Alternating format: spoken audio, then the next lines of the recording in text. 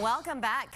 Covered Californians' open enrollment period ends soon, but health insurance experts are encouraging people to pick a plan as soon as possible as Congress struggles to reach a deal on health care subsidies. Here to share more is Craig Gussin with the California Agents Health Insurance Professionals. Craig, it is always so good to see you. It's great to see you, Teresa. It's been a while. I know. It's always a pleasure. I know. So we have the enrollment, which ends January 31st, but people are encouraged to apply for Covered California by December 31st. Yeah, we got 2 weeks. Basically, we're recommending to our clients, find a plan you can afford and that can cover the basic bills for you.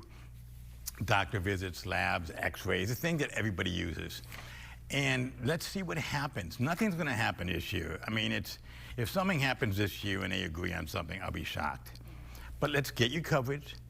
We'll come into January, we'll look at it and say, okay, what's Congress gonna do? Are they gonna do anything? If they do, in California, you have an open enrollment period between January 1st and January 31st to pick a new plan, to make changes with a February 1 effective date.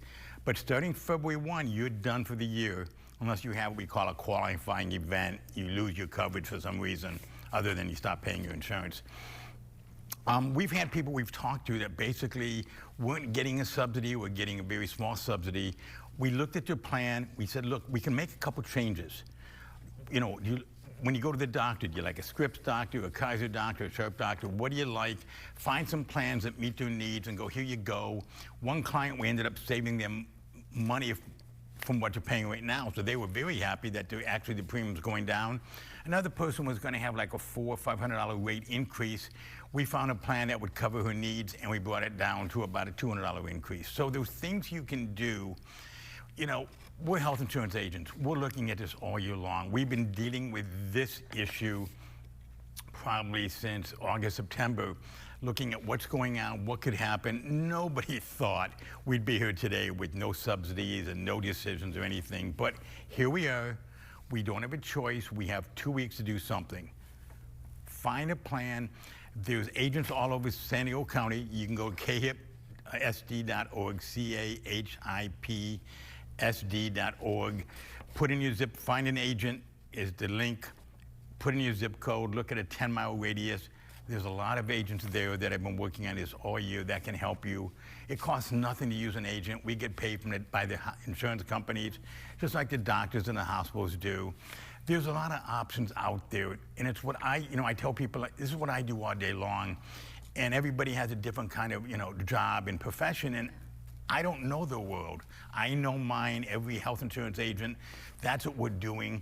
Right. Well, I want to step in because you mentioned how people are depending on these subsidies, but I was reading this morning how Covered California allocated $190 million in state funds, which will help the low-income families. So how does that look as far as those who are taking part in the Covered California? What I'm reading and hearing, like you saw, was that if you're single making less than, I think it's 45 or 50,000, you're not going to really take a hit that much on your health insurance premiums.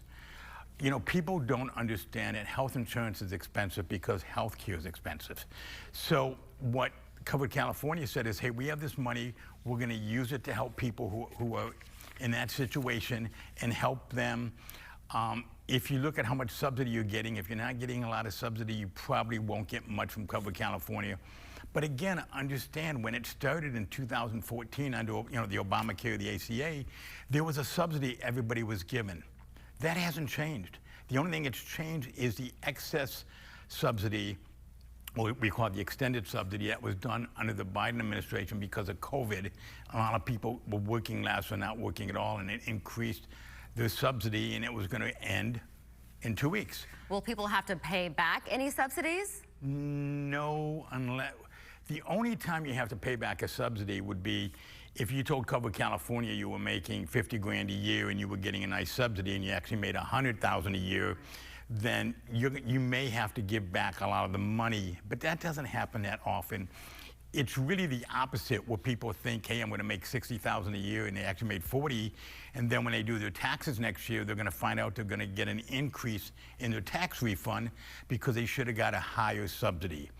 Craig, we're running out of time. I could Okay. talk to you for another 20 minutes because Love it is to. so interesting, according to Covered California, how 1.2 million people in California are uninsured. And just looking at Southern California, it's a little over 600,000. That number's not too high. It's pretty low. It is, and you got to realize prior to Obamacare, the ACA, about 15 to 18% of the population had no health insurance. Now it's down to, I think it's 5, 6, 7, I don't remember the exact number.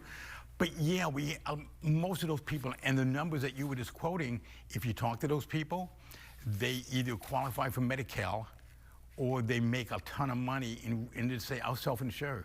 So the numbers are not as And the resources are there. Yes. We'll make sure we'll have all that at KUSI.com. Definitely, and we're here to help. Craig Gussin, thank you so much. Good to see you, Good to Teresa. see you too.